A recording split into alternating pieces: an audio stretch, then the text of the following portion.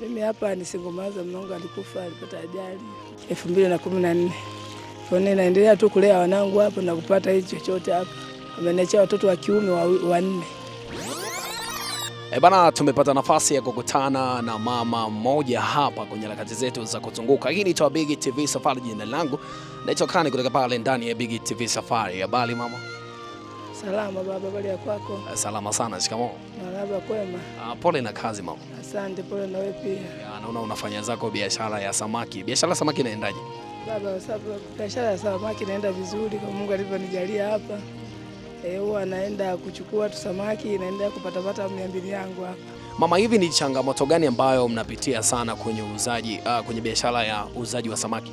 Changamoto tunazokutana nazo ni nyingi sana. Anaweza kaja mteja hapa akasema samaki shilingi ngapi, kamwambia bei, akashika akasema ngoja kwanza nije, lakini akatokomea akaenda hiyo hiyo.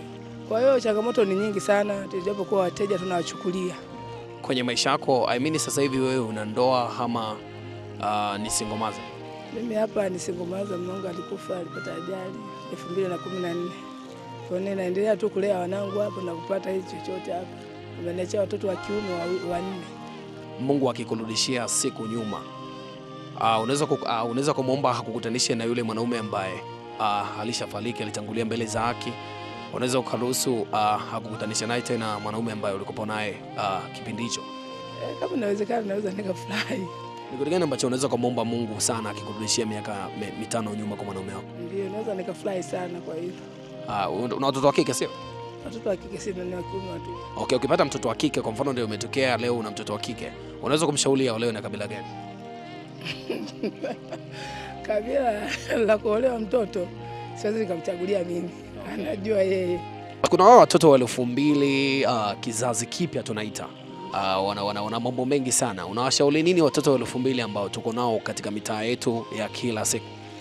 Mimi nawashauri Mungu awasaidie sana, wawe na maadili mazuri. Kama watoto wa kiume wanavaa milegezo mpaka nguo ya ndani inaonekana, kwa hiyo inakuwa sio vizuri. Watoto wa kike wanakuwa na mavazi ambayo hayampendezi Mungu. Kwa hiyo wanakuwa kuna vishawishi vingi kwa watoto wetu wa kiume wakiona watoto wa kike. Kwa hiyo Mungu awasaidie tu wawe na maadili mazuri. Ni kitu gani ambacho kinafanya sasa hivi kumekuwa na mwongezeko mkubwa sana wa watoto wa kiume kuwa mashoga, lakini pia watoto wa kike kuwa wengi sana wanajiuza? Unadhani ni sababu gani ambazo zinapelekea hawa vijana kuwa kwenye hizo nafasi zao? Kwa hapo sijajua sana, kwa sababu sijui ni wakati na wenyewe unapita, sijui ni kizazi, sijajua sana ni nini. Lakini kwa watoto wa kike unadhani nini ambacho kinawafanya mpaka sana wanakuwa wanajiuza? Ni kitu gani ambacho kinafanya mpaka watoto wa kike wengi wanakuwa wanajiuza? Ninavyohisi sana ni ushawishi, sijui wa pesa na maisha pia kuwa magumu, si kinachangia. Unawashauri nini watoto wa kike ambao wako huko kwenye hizo kazi za kujiuza kwenye mapabu humo? Na washauri wawe, Mungu awasaidie wawe na kazi za halali, ili wafanye kazi za halali wapate kipato chao ambacho Mungu atawajalia. Okay.